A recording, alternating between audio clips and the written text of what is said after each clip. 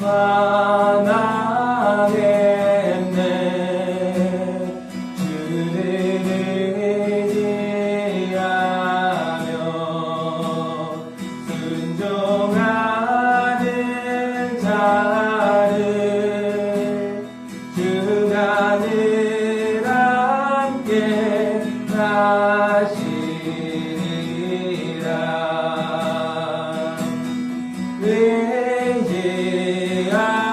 의지하고 순종하는 길을 예수 안에 즐겁고 복된 길이로. 이전입니다. 해를 향하거나 해를 나가거나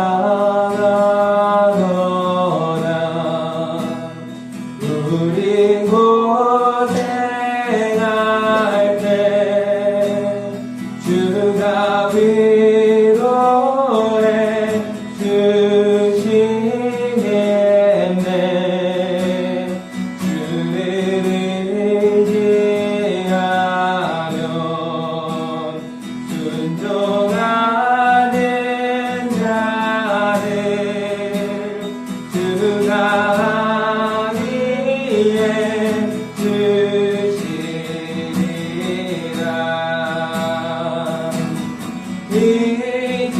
의지하고 순종하는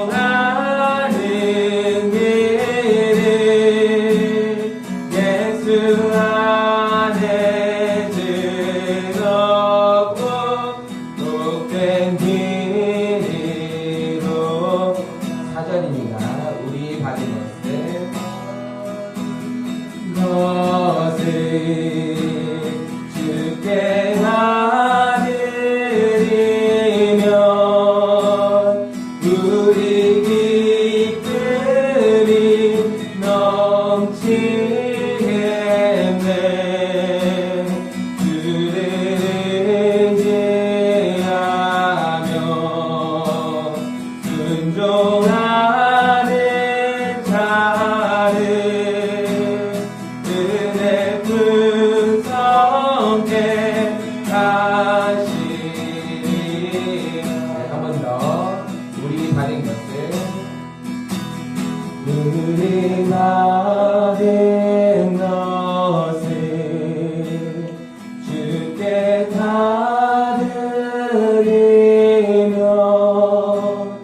우리 기쁨이 넘치겠네.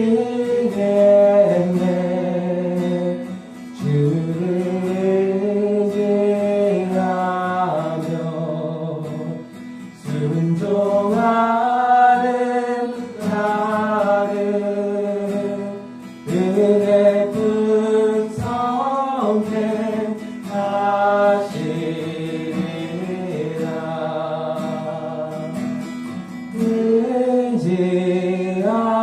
의지하고 순종하는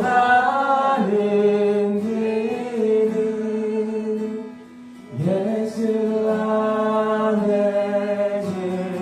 즐겁고 복된 길이로. 의지하고 순종하는 길. 의지하고 순종하는 길을 예수 안에 즐겁고 복된 길이로다.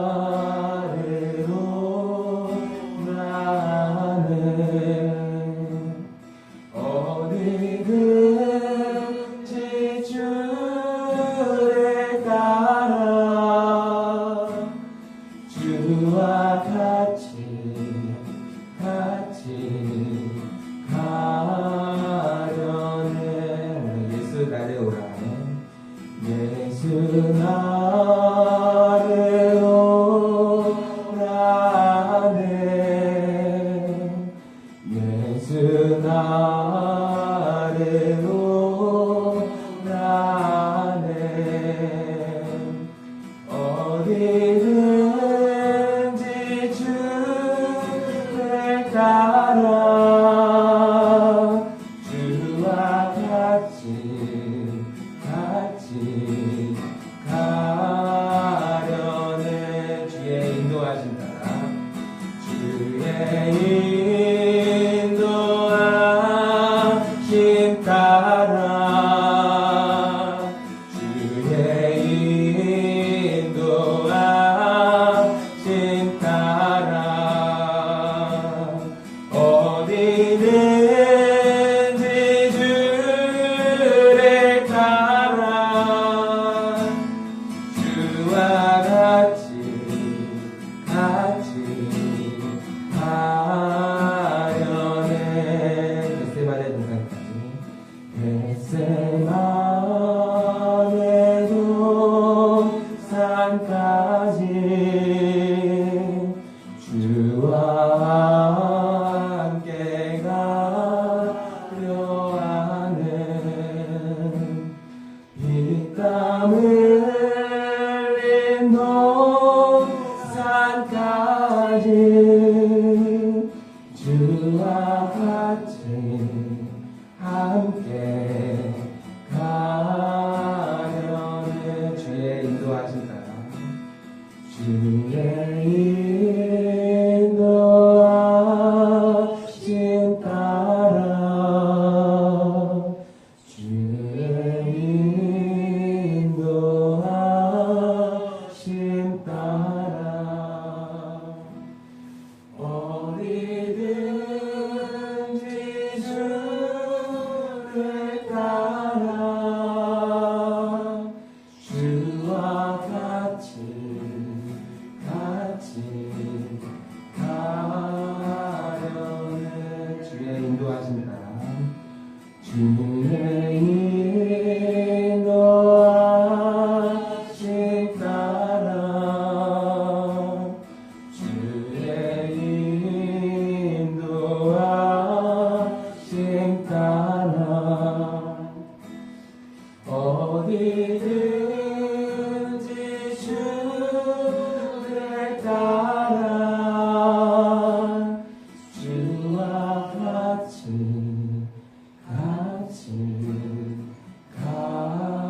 가려는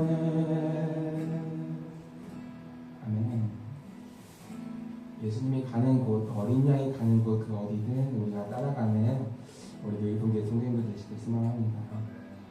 우리가 세상의 멍에를 메는 것이 아니라 예수님의 멍에를 지고 주님의 매여 그렇게 살아가는 우리가 되길 소망합니다. 때론 그 조금 제한되는 것이 불편할 수 있습니다. 그러나 그것이 가장 행복한 길임을, 가장 복된 길임을 우리가 다시 한 번 더 우리가 마음속에 간직하며 또 그렇게 나아가는 시간 되기를 소망합니다. 함께 기도하겠습니다.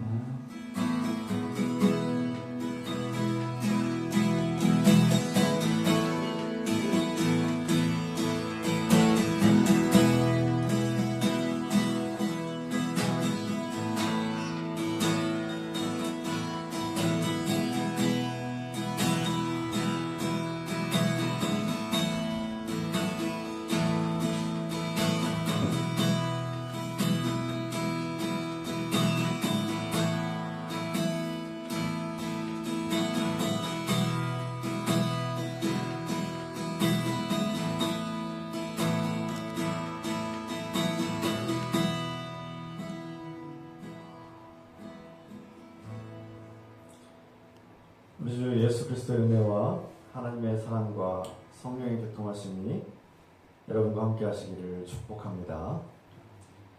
다 같이 사도신경으로 우리 신앙을 고백합니다. 전능하사 천지를 만드신 하나님 아버지를 내가 믿사오며 그 외아들 우리 주 예수 그리스도를 믿사오니 이는 성령으로 잉태하사 동정녀 마리아에게 나시고 본들 빌라도에게 고난을 받으사 십자가에 못 박혀 죽으시고 장사한 지 사흘 만에 죽은 자 가운데서 다시 살아나시며 은혜로우사 전능하신 하나님이 우편한 자이시다가 저로서 산자와 죽은 자를 심판하러 오시리라. 성령을 믿사오며 거룩한 공예와 성도와 소속한 것과 죄를 사하주신 것과 몸이 다시 산 것과 영원히 산 것을 믿사옵나이다. 아멘.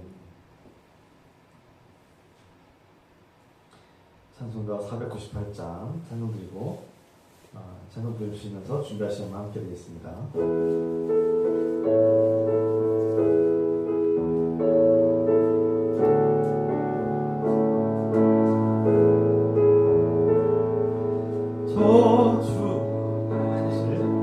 저 죽어가는 자 다 구원하고 죽음과 죄에서 건져내며 죄인을 위하여 늘 애통하며 예수의 공로로 구원하네.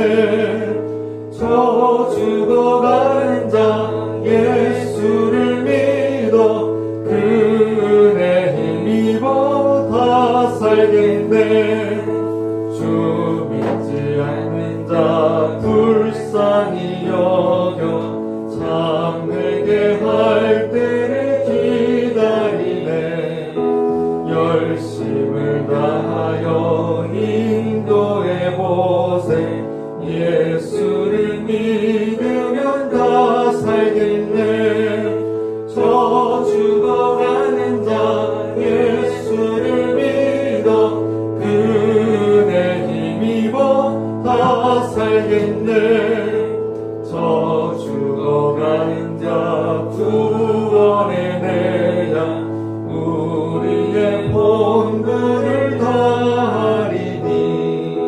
예수의 구원을 전파할 때에 그 크신 능력을 다 주시네. 저 죽어가는 자 예수를 믿어 그 은혜 힘입어 다 살겠네. 3절 저 죽어가는 자 구원해내야 우리의 본분을 다하리니. 예수의 구원을 전파할 때에 그 크신 능력을 다 주시네.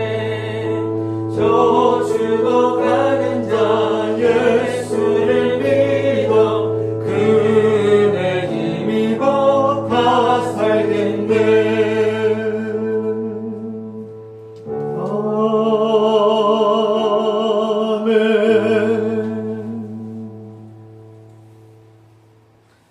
이 시간 김옥성 목사님께서 기도 인도하셨습니다.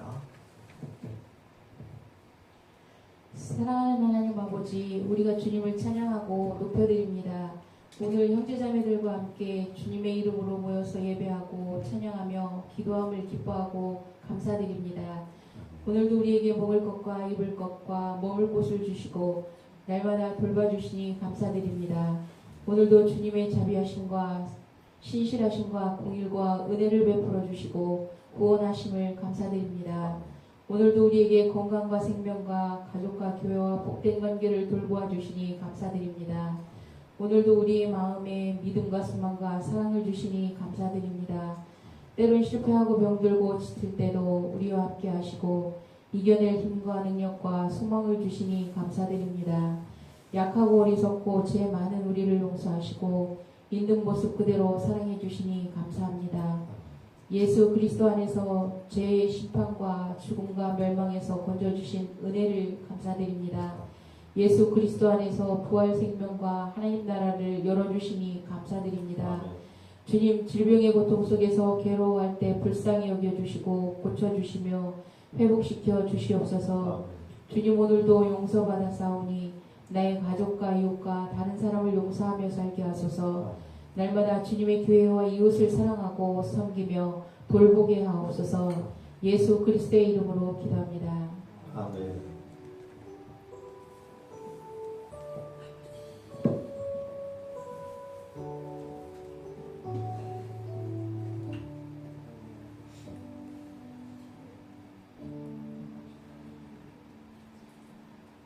서로 인사 나눕시다. 주의 이름으로 환영합니다. 주의 이름으로 환영하고 축복합니다. 반갑습니다. 환영합니다. 반갑습니다. 오늘은 주연절 둘째 주일이자 여신도의 주일 예배로 드립니다. 다음 주일은 주연절 셋째 주일이고 우리가 주연절을 보내고 있습니다. 2026년도 올해 비전과 목표는 관계의 승리입니다. 공동체에서 교제가 회복되고 주님께 세우신 이 공동체가 서로 사랑의 관계, 섬기는 관계로 회복되기를 기도하면서 한 해 동안 보내기로 합니다. 오늘 예배 후에 점심 식사는 사정이 있어서 김밥으로 이렇게 하겠습니다. 양해 부탁드립니다. 오늘 오후 2시에 다시 광고 드리겠습니다. 다음 주일 공동회가 다음 주일 25일 예배 마친 후에 있겠습니다. 다음 주에 공동회 기억하시기 바랍니다. 또 다음 주에는 예배 끝나자마자 제가 대덕중앙교회 공동회에 참여해야 될 사정이 생겼습니다. 임시담임장이라서 그 교회 담임목사 청빙에 관련된 회의를 제가 진행해야 돼서 다음 주일에는 여러분 10분 일찍 오셔서 10시 50분에 예배를 시작하겠습니다. 10시 50분에 예배를 시작하고 조금 빨리 끝내고 제가 곧바로 대덕중앙교회 가서 그 회의를 임시담임자로서 진행을 해야 되는 사정을 이해해 주시기 바랍니다. 다음 주일에는 그렇게 예배 시간에 변동 있음을 기억해 주시길 부탁드리겠습니다. 달력이 필요하신 분들은 추가로 더 가져가셔도 좋습니다. 남김없이 다 가져가셔도 필요하신 분들에게 이웃들에게 나눠주시면 좋겠습니다. 시간 우리 입원 중에 계시는 조원수 원사님 여전히 중환자실에 계시고요. 또 천송자 원사님도 지금 거의 3주 이상 한 달 가까이 지금 계속 병중에 있습니다. 여러분 기도 부탁드리겠습니다. 또 이상욱 권사님 갑자기 낙상으로 인해서 골절로 지금 굉장히 아프고 또 괴로운 가운데 있습니다. 또 여러 환우들이 있었는데 우리 이 시간 우리 김동민 지사님도 회복 중에 있습니다. 서로를 위해서 기도합시다. 오늘 아프신 분들 우리가 한 분 한 분 이름 부르시면서 주님께서 도와주시기를 회복시켜 주시길 기도합시다. 사랑하는 아버지, 주님 추운 겨울에 또 노환과 또 시험으로 인해서 무서운 질병에 걸리기도 하고 주님 우리가 여러 가지 사건 사고로 인해서 다치고 병들고 고통 속에 있었는데 불쌍히 여주시옵소서. 좋은 송사님을 불쌍히 여주시고 도와주옵소서. 주님 다시 건강하게 일어나서 일상 회복되게 하시고 집으로 가정으로 돌아와서 주님을 예배하며 주님과 동행하는 삶이 될 수 있도록 도와주옵소서. 천성자 목사님을 불쌍히 주시고 도와주옵소서. 주님 그 호흡기가 그 폐가 그 기관지가 다시 건강하게 회복되시도록 도와주옵소서. 그래도 가만한 시원히 불쌍히 주시고 도와주옵소서. 주님께서 고쳐주시고 회복시켜 주옵소서. 주여 권능으로 치유하여 주옵소서. 주님 우리 김동일 지사님 회복 중에 있었는데 주님께서 강건하게 붙들어주시고 주님께 기뻐하며 주께서 주신 평화를 누리게 하옵소서. 주님 이상 권사님의 그 골절을 낫게 하시고 다시 뼈가 완전히 붙게 해주시고 건강하게 일어나게 하시고 주님을 영화롭게 하며 주님을 예배하며 주님께 영광 돌리며 우리가 주님께서 주시는 은혜와 회복의 능력과 역사를 경험하게 하옵소서. 주여 이 모든 것을 우리 주 예수 그리스도의 이름으로 간절히 기도하옵나이다. 아멘.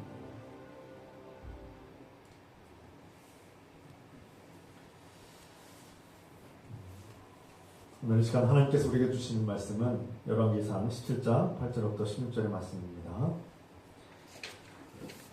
하나님의 말씀입니다. 다 같이 자리에서 가셔서 열왕기상 17장 제가 한 절 여러분이 한 절씩 그렇게 교독하겠습니다. 여호와의 말씀이 엘리야에게 임하여 이르시되 너는 일어나 시돈에 속한 사르밧으로 가서 거기 머물라. 내가 곧 과부에게 명령하여 내게 음식을 주게 하였느니라. 그가 일어나 사르밧으로 가서 성문에 이를 때에 한 과부가 그곳에서 나뭇가지를 줍는지라. 이에 불러 이르되 청하건대 그릇에 물을 조금 가져다가 내가 마시게 하라. 그가 가지러 갈 때에 엘리야가 그를 불러 이르되 청하건대 내 손에 떡 한 조각을 내게로 가져와라. 그가 이르되 당신의 하나님 여호와께서 살아계심을 두고 맹세하노니 나는 떡이 없고 다만 통에 가루 한 움큼과 병에 기름 조금뿐이라. 내가 나뭇가지 둘을 주워다가 나와 내 아들을 위하여 음식을 만들어 먹고 그 후에는 죽으리라. 엘리야가 그에게 이르되 두려워하지 말고 가서 내 말대로 하려니와 먼저 그것으로 나를 위하여 작은 떡 한 개를 만들어 내게로 가져오고 그 후에 너와 내 아들을 위하여 만들라. 이스라엘의 하나님 여호와의 말씀이 나 여호와가 비를 지면에 내리기는 그날까지 그 통에 가루가 떨어지지 아니하고 그 병의 기름이 없어지지 아니하리라 하셨느니라. 그가 가서 엘리야의 말대로 하였더니 그와 엘리야와 그의 식구가 여러 날 먹었으나 함께 있습니다. 여호와께서 엘리야를 통하여 하신 말씀같이 통에 가루가 떨어지지 아니하고 병의 기름이 없어지지 아니하니라. 아멘. 잘한다시고 합니다.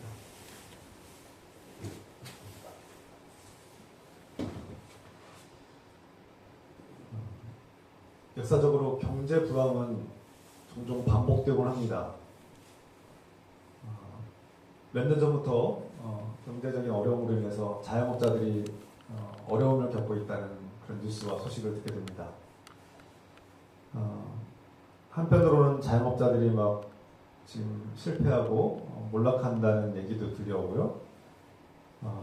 우리가 눈으로 볼 때 빈 상가들이 많습니다. 예전과 달리 이렇게 상가들이 많이 비어있던 적이 있었을까요? 소비가 위축되고 또 동시에 취업이 어렵습니다. 요즘 들려오는 뉴스의 소식은 신규 채용이 대폭 감소했고 대기업을 비롯해서 많은 기업들이 새로운 일자리를 새로운 신규 채용을 하지 않아서 젊은이들이 더 갈수록 취업이 어렵다는 얘기가 지금 들려오고 있습니다. 또 경제적인 어떤 어려움 때문인지 실직자들이 더 많아지고 있고 조기 퇴직자들 그리고 사업 실패, 경제적인 실패로 지금 갈 곳 없이 미래가 막막한 사람들이 갈수록 늘어나고 있는 것이 아닌가 그런 통계가 있기도 합니다. 몇 년 전에 우리는 뉴스를 통해서 비극적인 사건을 들었죠. 방배동 모녀 사건, 수원의 새 모녀 사건 다 무슨 일입니까? 절망의 벼랑 끝에서 떨어져서 자신뿐만 아니라 가족까지도 함께 그렇게 생을 마감하는 일들이 종종 들려오곤 합니다. 참 끔찍하고 안타까운 소식이죠.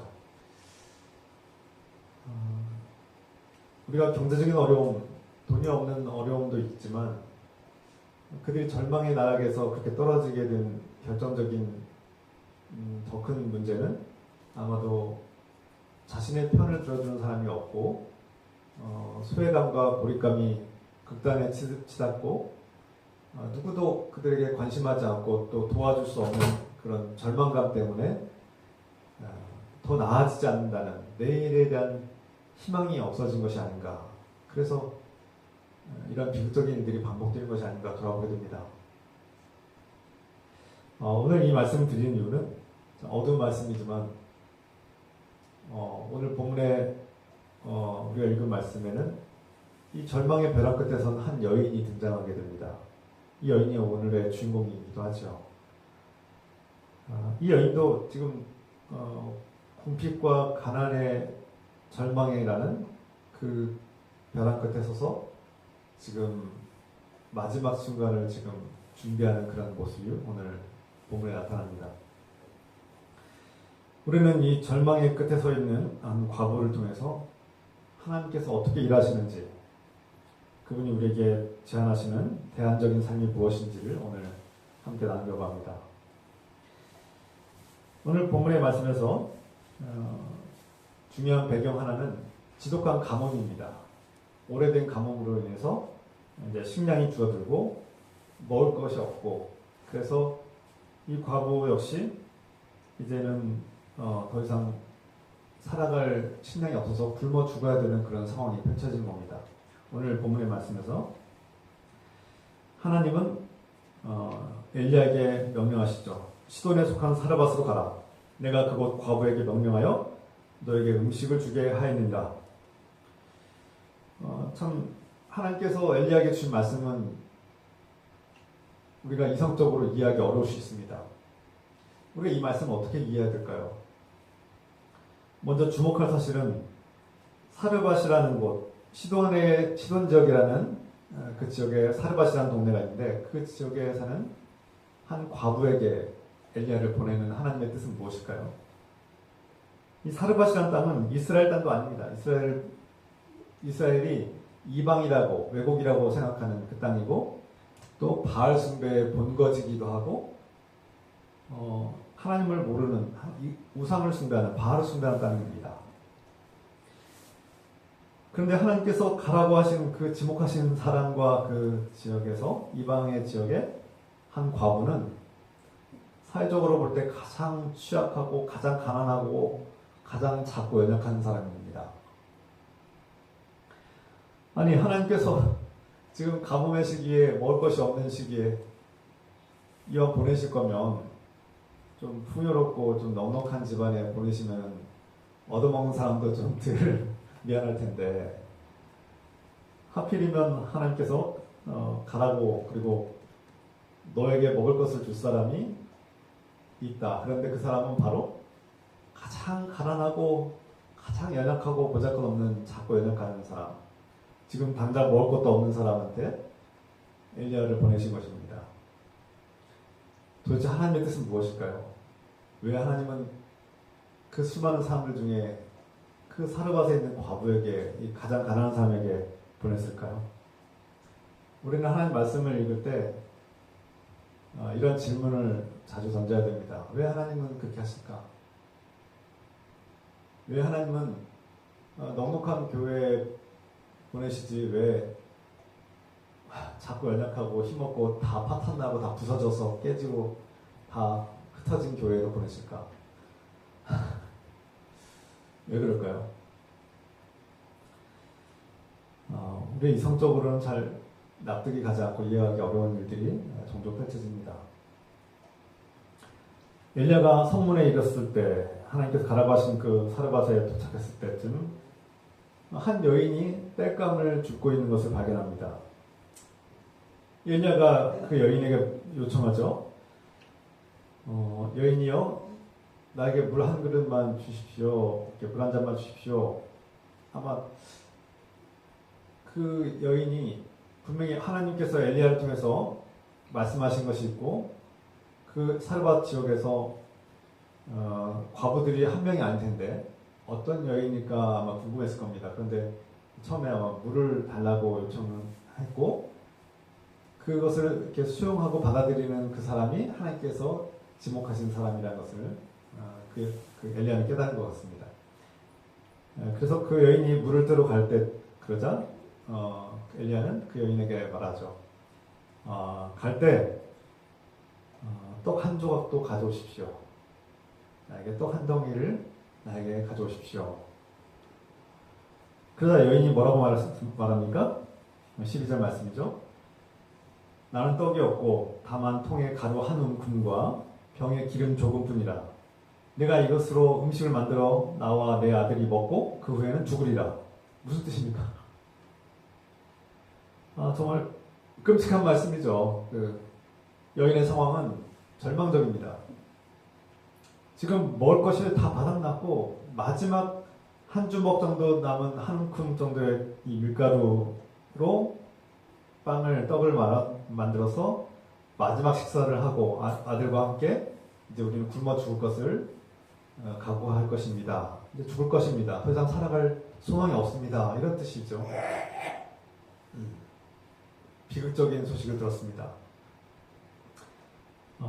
그 어린 아이와 굶어 죽어야 되는 어머니의 심정은 얼마나 찢어지는 고통이겠습니까? 정말 더 이상 버틸 힘이 없고 이제 다 바닥난 그 영혼의 상태가 고스란히 드러나는 그런 장면이죠. 그녀는 이미 죽음을 준비하고 있고 마지막 땔감을 죽고 있었습니다. 하나님은 왜 하필 이토록 비참한 여인에게 엘리야를 보냈을까요? 앞서 질문한 것처럼 여기는 하나님의 놀라운 계획과 뜻이 있습니다. 하나님은 그 여인을 괴롭히려고 부담을 주려고 보낸 것이 아니라 그 가난하고 지금 극한의 상황에 있는 여인에게 금식을 뺏으러 간 것이 아니라 하나님은 그 여인을 살리려고 엘리야를 보내신 것이죠. 하나님은 그 수많은 사람들 중에서도 그 사르밧에 있는 그 절망에 빠진 과부에게 작고 연약한 그 과부에게 엘리야를 보내셨고 이것은 하나님께서 죽음을 앞두고 죽음의 벼랑 끝에 서 있는 한 여인을 외면하지 않으시고 그를 기억하시고 함께 하신다는 것을 우리에게 말씀하고 있는 겁니다. 하나님은 우리의 사정을 다 알고 계십니다. 그리고 우리가 그 죽음 같은 절망의 벼랑 끝에 서서 떨어질 때 우리에게 생명을 주기 위해서 우리를 찾아오시는 분이십니다.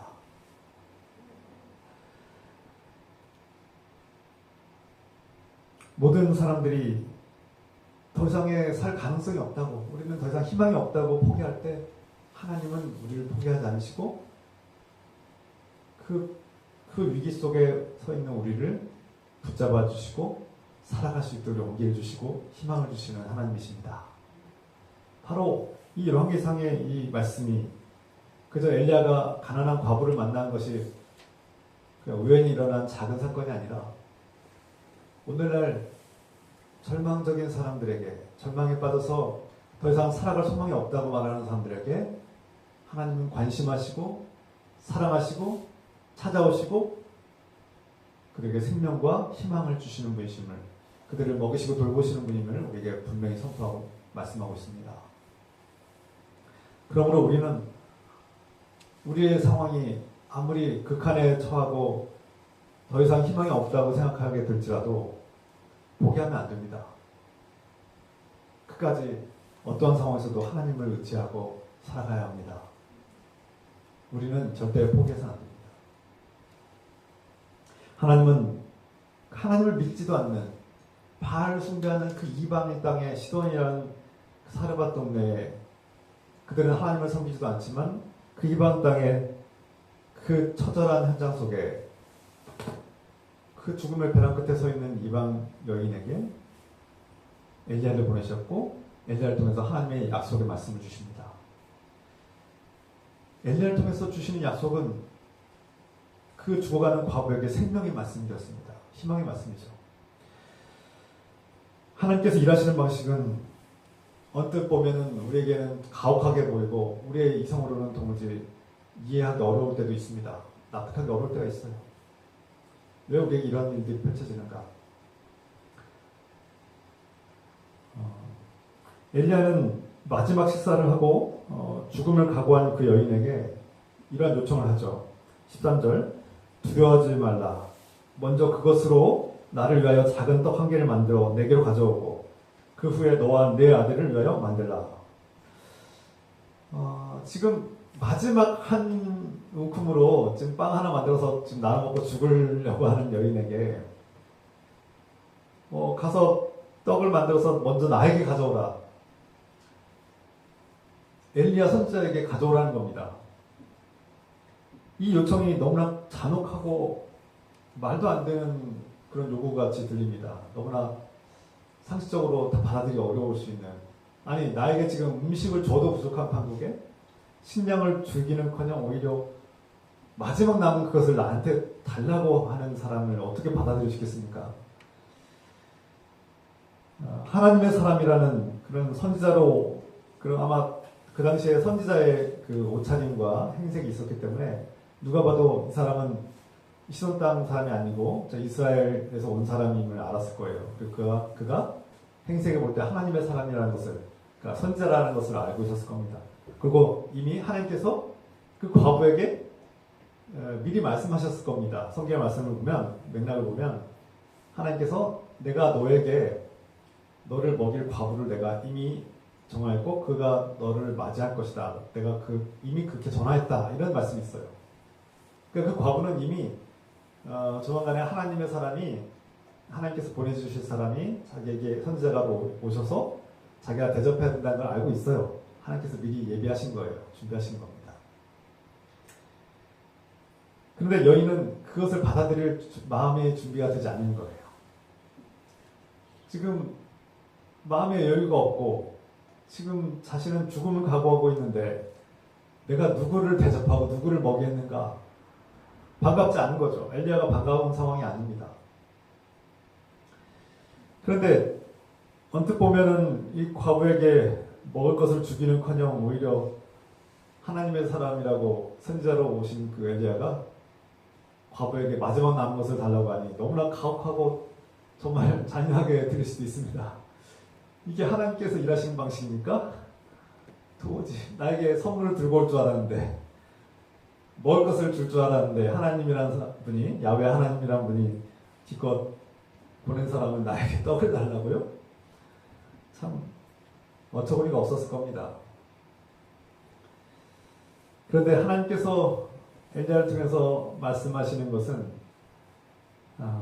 강탈이 아니라, 잔혹한 요구가 아니라 그 결핍의 지배 아래에 있는 여인에게, 절망에 빠져서 허우적거리는 그 여인 과부에게 하나님 말씀의 주권으로 돌아오라는 그런 초대이고 하나님의 작전이고 계획이죠. 무슨 뜻입니까? 이 여인이 자신의 생각에 빠져서, 자신의 절망에 빠져서 이제는 도무지 가능성이 없다고 포기하려고 할 때 하나님은 포기하지 않았다는 것을 보여주고자 하는 하나님의 전략이고 계획인 것이죠. 여기서 중요한 원리는, 하나님께서 일하시는 방식은 그 말씀에 순종할 때 일어나는 것입니다. 다시 말해서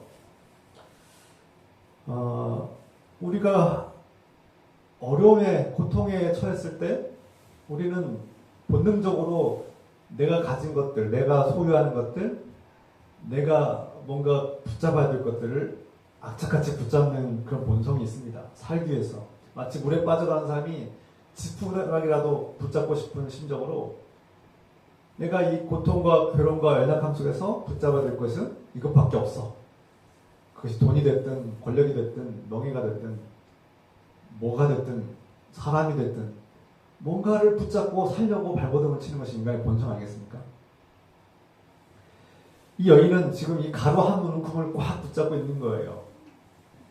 내가 지금 마지막인데 더 이상 없는데 이거라도 붙잡고 있어야지 내가 조금이라도 살지 않겠냐라는 그런 본성에 의해서 강하게 움켜쥐고 있는 이 한 움큼은 그 여인을 지배하고 있는, 결핍의 지배를 당하고 있는 상황인 것이죠. 그 여인의 영적 상황인 것이죠. 그런데 하나님이 일하시는 방식, 하나님께서 그 여인에게 기적을 펼치시는 방식은 그 움켜진 것을 펼치고 놓아줄 때 하나님의 기적이 시작됩니다. 할렐루야.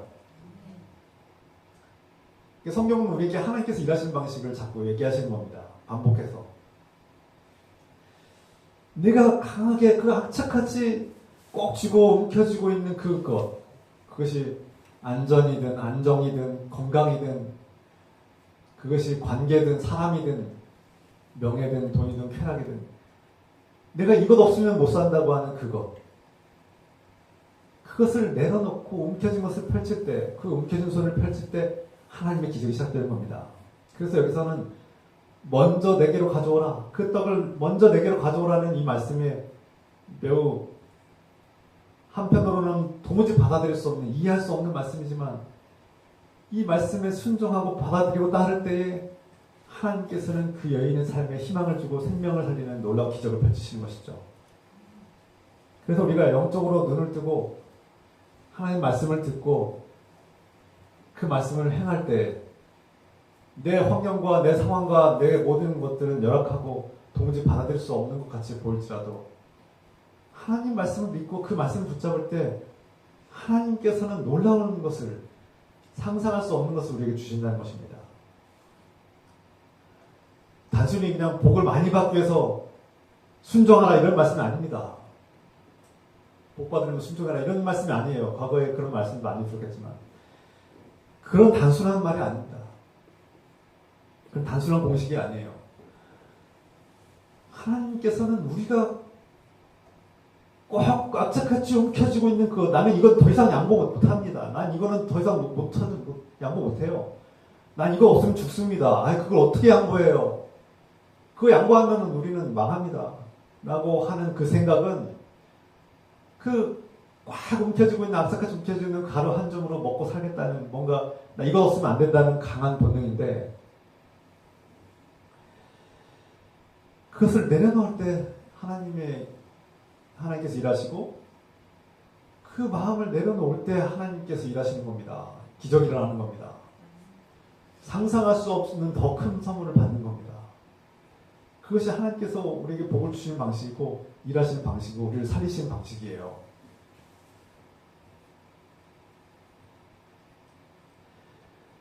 물론 저 엘리야 선지자라는 사람이 나를 속이는 것은 아닌가, 처음 보는 낯선 선지자가 나를 강탈하는 것은 아닌가, 내 자식을 굶겨 죽이란 말인가, 저 사람은 왜 이렇게 이기적으로 보이는가, 저 사람 이기적인 사람 아니야? 자기만 생각하는 거 아니야? 우리를 속이는 거 아니야?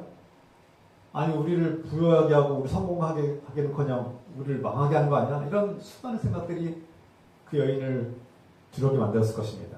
그래서 엘리야는 그 마음을 알았어요. 그 여인이 무엇을 두려워하고 무엇을 걱정하는지 알고 있었던 거예요. 그래서 이렇게 말씀하시죠. 두려워하지 말라.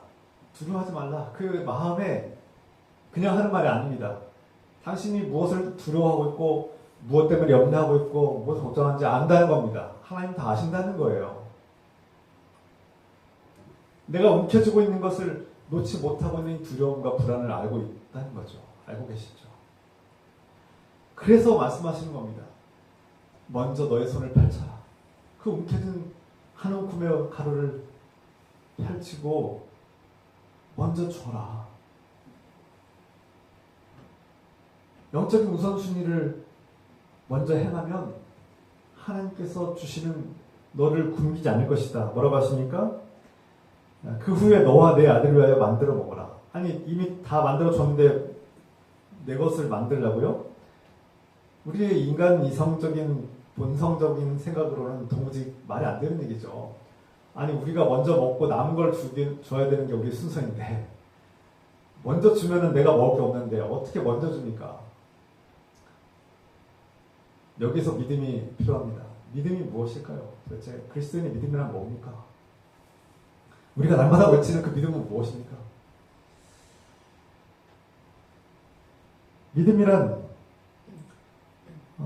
내가 이 움켜진 손을 내가 펼치고 내가 이 악착같이 움켜쥐고 있는 이것 없으면 안 된다는, 내가 이거는 절대 양보 못해라고, 이건 내가 놓치면 안 된다고 했던 그것을 움켜진 것을 내려놓을 때 그게 믿음 아닙니까? 하나님 말씀 듣고 하나님께서 너를 책임져 주신다.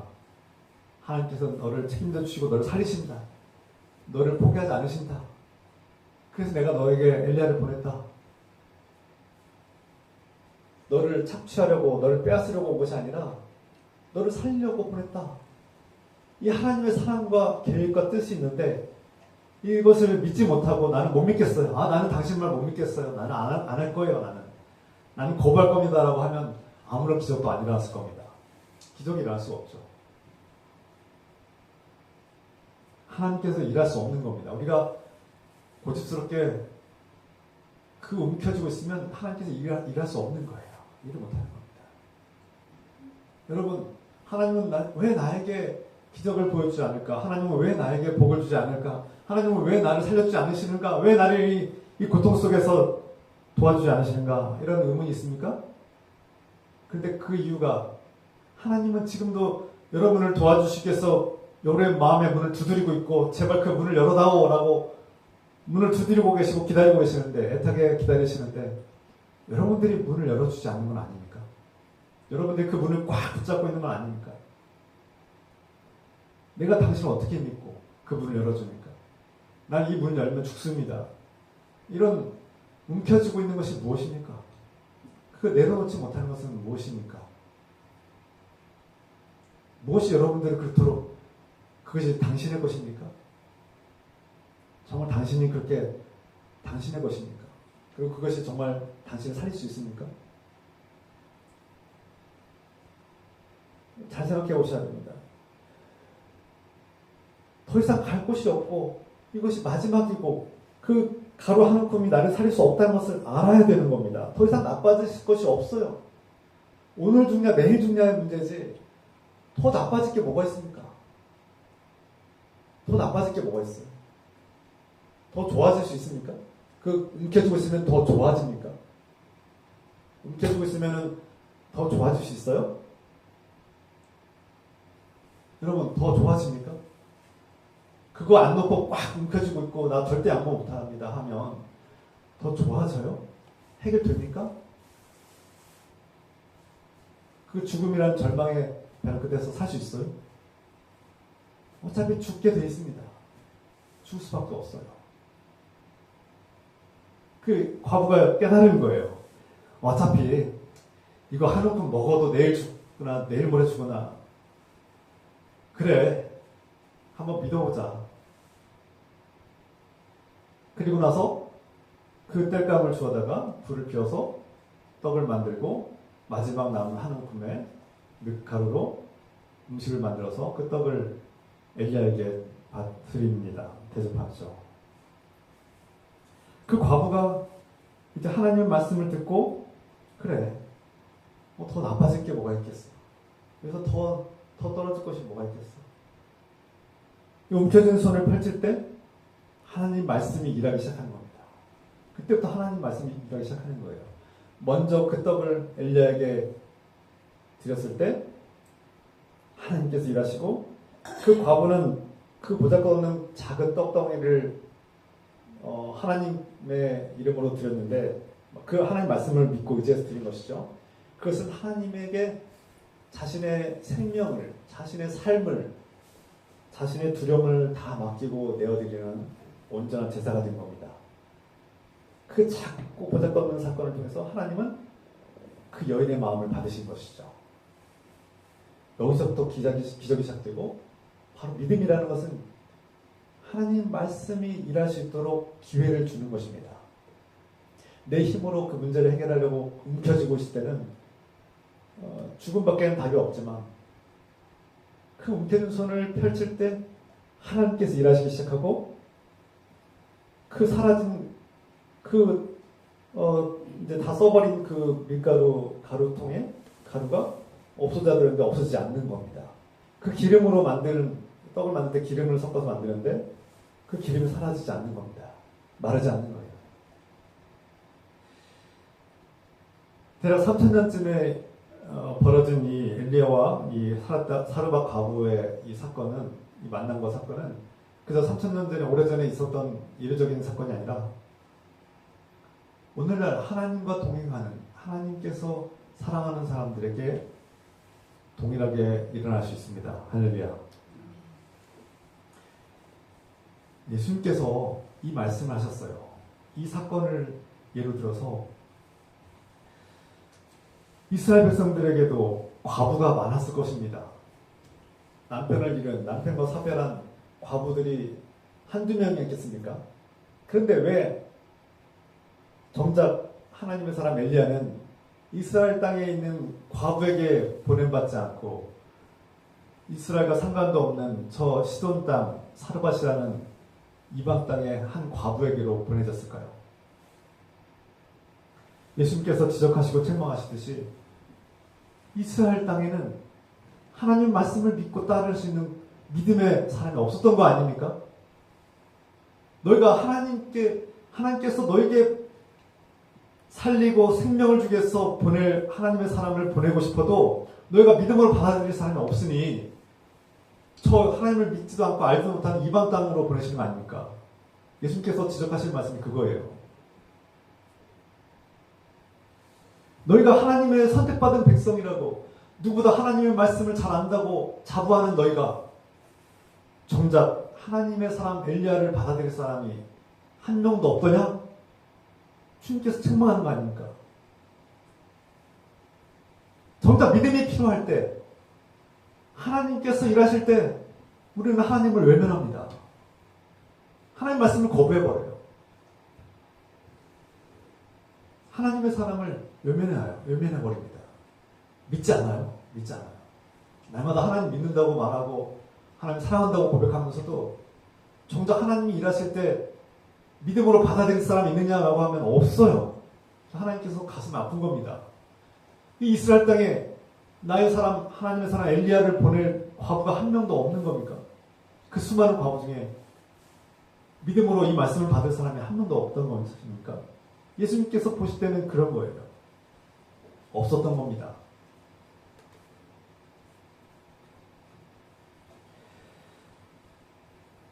우리 자신을 깊이 돌아볼 때 하나님을 믿는다고 하면서도 정작 하나님께서 말씀하시고 그 말씀을 통해서 일하시려고 할 때 우리는 하나님을 외면해버려요. 그 움켜진 것을 절대 놓지 않겠다고, 나 못 놓겠다고, 절대 안 된다고, 자기 것도 아닌데 하나님이 주신 것인데, 하나님의 것인데 내놓지 않겠대요. 그게 우리의 모습이 아닐까요? 이게 우리의 실존의, 연약한 실존의 모습이 아닐까요? 영적인 모습이죠.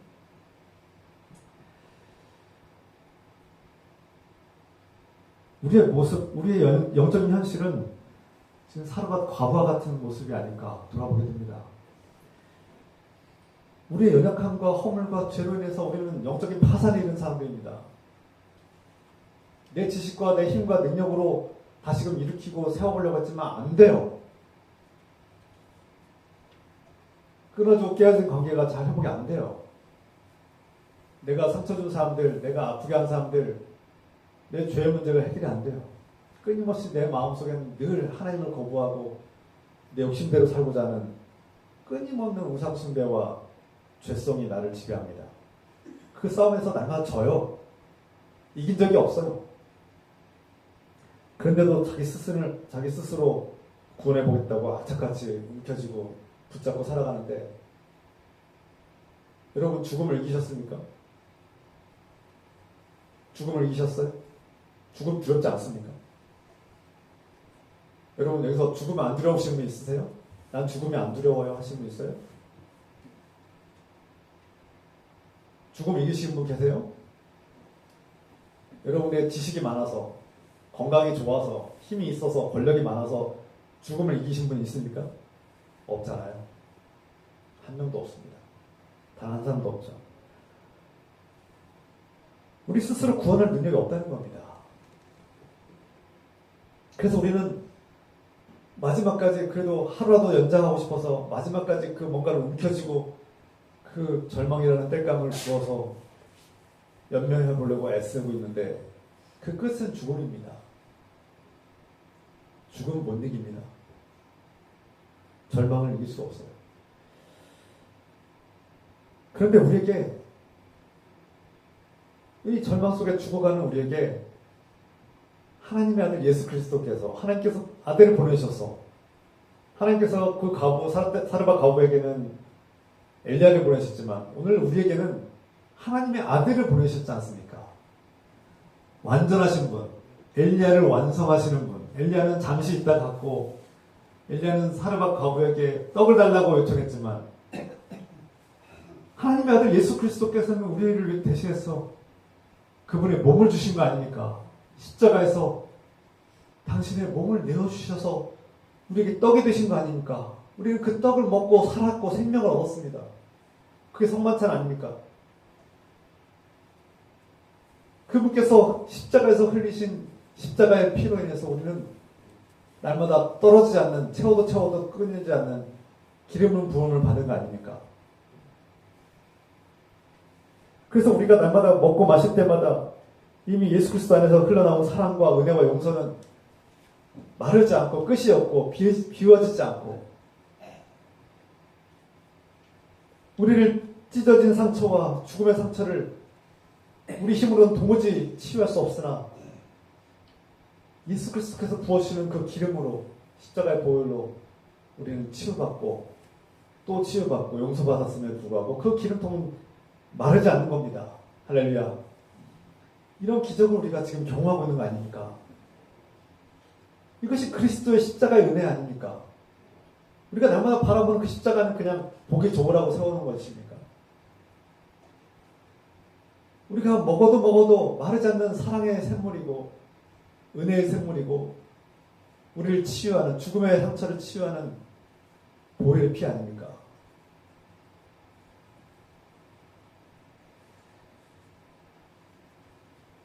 예수 그리스도의 십자가는 죽음과 멸망을 초월해서 영원한 하나님 나라와 부활의 소망을 우리에게 주십니다. 엘리야는 잠시 있다가 떠나간 사람이지만 우리 주님 예수 그리스도는 성령의 능력으로 하나님의 영, 예수 그리스도의 영은 우리와 영원히 함께 하십니다. 할렐루야. 이것이 우리의 유일한 희망이죠. 이것이 희망입니다. 그래서 우리는 죽음이 두렵지 않다고, 우리가 죽음을 이겼다고, 예수 그리스도께서 이기신 죽음을 우리도 함께 이겼다고 선포할 수 있는 겁니다. 그래서 우리는 죽음을 이겼습니다. 죽음이 두렵지 않습니다라고 감히 말할 수 있는 것이죠. 오늘 말씀을 마무리합니다. 오늘 시돈 땅 사르밧 과부는, 사르밧에 사는 과부는 엘리야의 말씀을 믿음으로 따랐어요. 결코 쉬운 일은 아니었습니다. 그에게도 갈등이 있었고 거부감이 있었어요. 당신의 하나님 엘리야, 당신의 여호와 하나님이 나에게 뭐라고 말씀하시든 나는 못하겠습니다라고 했던 게 과부의 심정이었어요. 그러나 엘리야의 약속의 말씀을 믿었죠.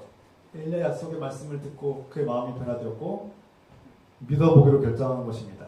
그리고 그 움켜진 손을 펼쳐서 떡을 만들어서 엘리야를 대접할 때 하나님께서 일하시는 것을 깨닫게 됩니다.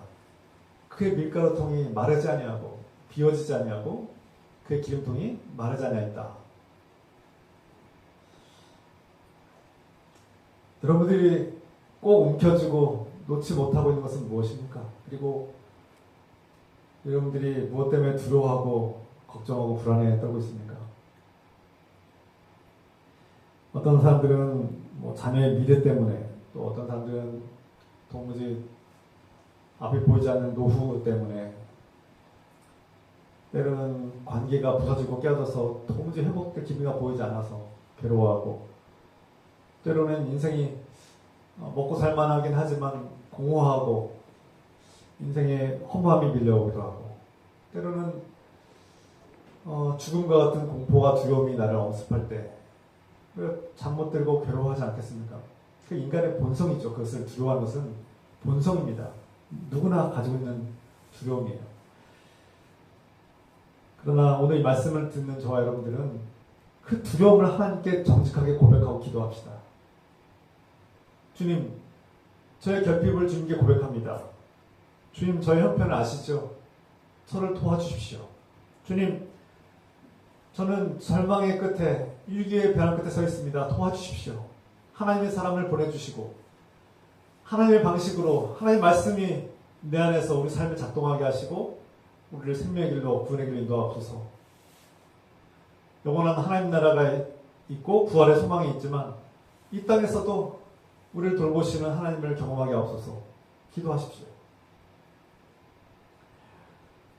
예수님께서 말씀하신 것처럼 하나님은 이 자연의 섭리와 모든 자연을 돌보실 때 참새 한 마리에게도 관심하시고 그 새들도 평화롭게 살도록 주관하시는 하나님이신데, 하물며 하나님의 사람이라고 불리는, 하나님을 믿고 따르는 백성이라고 선택받은 자녀들이라고 하는 우리에게 우리가 참새 한 마리만도 못하겠습니까? 하나님께서 책임지시고 돌보실 것입니다. 그러므로 우리가 먼저 엘리야에게 떡을 주는 일이 도무지 말도 안 되는 것 같고 내 마음에서는 내키지 않을지라도 내 움켜쥐고 있는 것을 내려놓고 그 움켜진 손을 펼쳐서 주님께 먼저 내어놓으십시다. 그러면 주님께서 일하시기 시작합니다. 그러면 하나님 말씀이 내 안에 작동되고 하나님의 놀라운 기적을 경험하게 될 것입니다.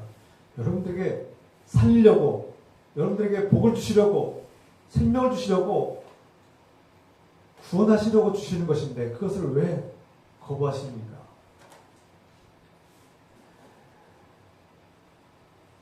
무조건 나눠주고 퍼주라는 얘기 아닙니다. 움켜진 본성이 주님께서 일하신 것을 막고 있는 것에 돌아보자는 얘기고 우선순위를 영적으로 분별하라는 말씀이죠. 어려운 일이기도 하지만 반드시 깨달아야 될 말씀입니다. 이 말씀을 듣고 있는 이 말씀이 하나님께서 우리에게 주시는 말씀이라면 이것을 하나님의 말씀으로 듣는다면 나의 삶에 어떻게 적용할 것인지 깊이 묵상하고 내가 움켜쥐고 있는 악착같이 움켜쥐고 놓지 못한 것은 무엇인가, 그리고 내가 먼저 내어놔야 될, 나눠야 될 그것은 무엇인가, 하나님께서 나에게 요구하시는 그 작은 떡덩이는 무엇인가, 아무런 희생도 아무런 대가도 아무런 노력도 하지 않고 거저 받으려는 것은 무엇인가, 그게 믿음인가, 그게 하나님께서 기뻐하시는 마음인가, 노력도 대가도 없이 그저 거저 받으려는 마음은 그것이 하나님께서 기뻐하시는 마음입니까?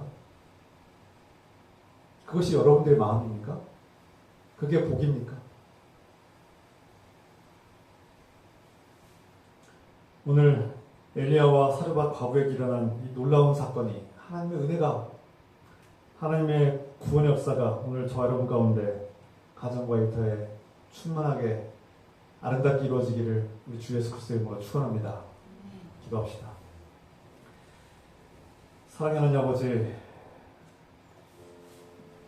고대 엘리야와 사르밧 과부의 이야기가 그냥 멀리 있었던 옛날 이야기가 아니라 오늘 우리 가운데 일어나는 하나님의 역사가 되기를 소망합니다.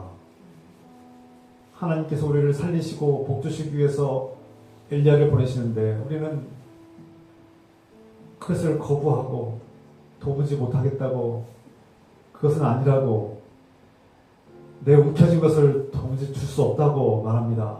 주님, 그러면 하나님께서 일하실 수가 없고 하나님의 놀라운 구원의 계획은 펼쳐질 수가 없습니다. 하나님은 강제로 억지로 하시는 분이 아닙니다. 그런데 우리가 마음을 열어서 그 움켜진 것을 내려놓고 그 움켜진 손을 펼칠 때에, 영적으로 우선순위를 깨달을 때에 하나님께서는 그 약속을 이루시고 하나님께서 놀라운 기적을 펼치시며 우리를 복된 길로, 생명의 길로, 구원의 길로 인도하십니다. 이 말씀을 깨닫게 하여 주시옵소서. 이 움켜진 것을 내려놓게 하시고 우리의 결핍을 하나님께 내려놓고 우리의 그 고통을 하나님께 울부짖으며 기도할 때 하나님 우리를 돌보시고 포기하지 않으시는 하나님의 사랑을 깨닫게 하여 주시옵소서. 오늘 이 말씀을 결단하고 함께 믿음으로 받아들이기 원하며 기도합시다. 주여 하나님 아버지, 오늘 이 말씀이 나에게 주신 말씀인 줄 깨닫게 하소서. 오늘 이 말씀이 다른 사람이 아니라 나에게 주신 말씀임을 깨닫게 하소서.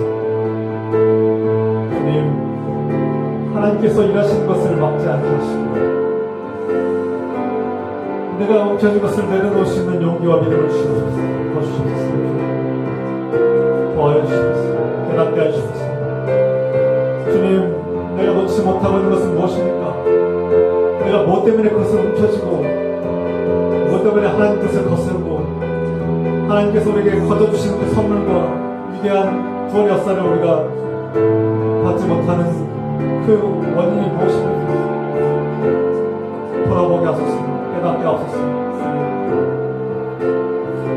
깨닫게 하소서. 돌아보게 하소서. 하나님께서 우리를 살리시고 우리를 돌보시고 더 나빠질 것이 없는데 우리는 더 나빠질까봐 움켜쥐고 내놓지 못하고 더 나빠질 것이 없는데 지킬 것이 없는데 오히려 그것을 내려놓지 못할 때 망하는 길로 갈 수밖에 없습니다. 깨닫게 하소서. 지키지도 못할 것을 지키려고 하는 그 마음을 용서하소서. 어리석음을 용서하소서. 우리의 미련함을 용서하소서.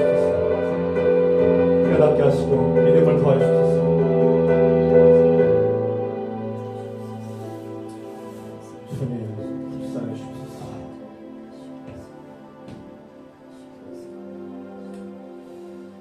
사랑하는 아버지, 오늘 엘리야를 보내시고 그 시온 땅 사르밧에 사는 한 과부에게 하나님의 사람 엘리야를 보내셔서 그 여인을 살리시고 생명을 주시고 그게 놀라운 기적을 펼쳐주시는 은혜를 깨닫습니다. 하나님을 알지도 못하는 그 이방 여인에게 하나님께서 보내시고 말씀하시고 그 믿음 없어서 그 움켜진 것을 내어놓지 못하는 그 여인에게 하나님께서 약속의 말씀을 주시고 놀라운 기적의 역사를 펼치신 것처럼 오늘 우리 사르밧 과부와 같은 우리에게 위기의 벼랑 끝에 서서 어찌할 바를 알지 못하는 우리에게 하나님의 일꾼들을 보내주시고 하나님 말씀하시고 구원의 약속과 우리를 살리는 말씀과 생명의 말씀을 우리가 기쁨으로 받아들이고 영적인 우선순위를 분별하여서 순종하는 마음, 주의 말씀을 따를 수 있는 용기를 주셔서 믿음을 더하셔서 그래서 주님께서 하시는 놀라운 역사와 구원 역사를 보게 하시고 우리에게 베푸시는 형통함과 구원의 복을 누리게 하옵소서. 이제는 우리 주 예수 그리스도의 은혜와 하나님 아버지의 놀라우신 사랑하심과 우리 안에 거하시고 함께 하시는 성령님의 교통감화 역사하심이 지금부터 영원토록 함께 해주시기를 간절히 축원하옵나이다. 아멘.